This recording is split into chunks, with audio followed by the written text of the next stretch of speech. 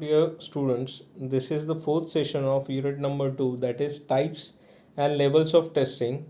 In this session, we are going to study how to test a client server and different approaches to test a client server. Okay, so our today's topic is client server testing. In client server testing, there are several clients communicating with the server. So here in diagram, there are different clients are communicating with the server through the internet. They are going to request and they will get a response from the server through the internet only. The multiple users can access the system at a time and they can communicate with the server. Configuration of a client is known to the server with certainty.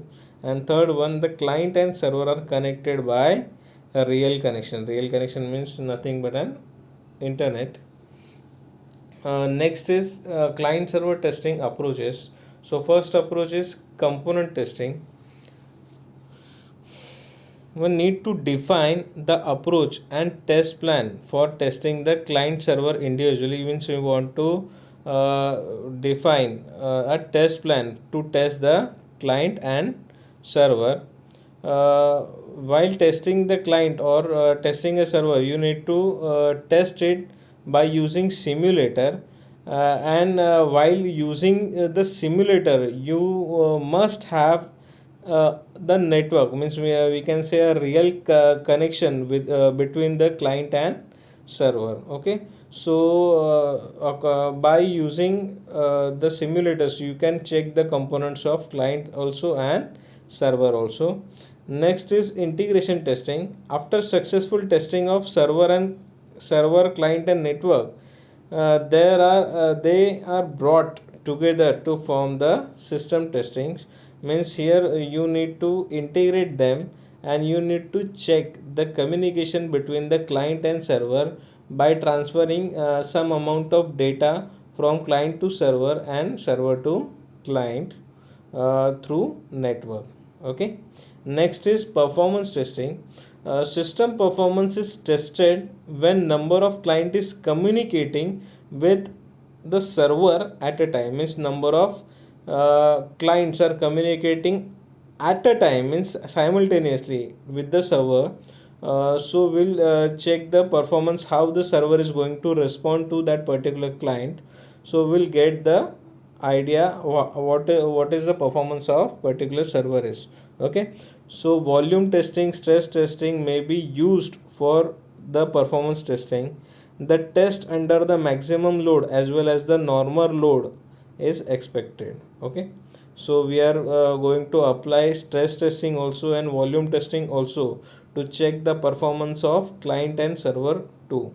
It will be measured according to their throughput, or we can say responses.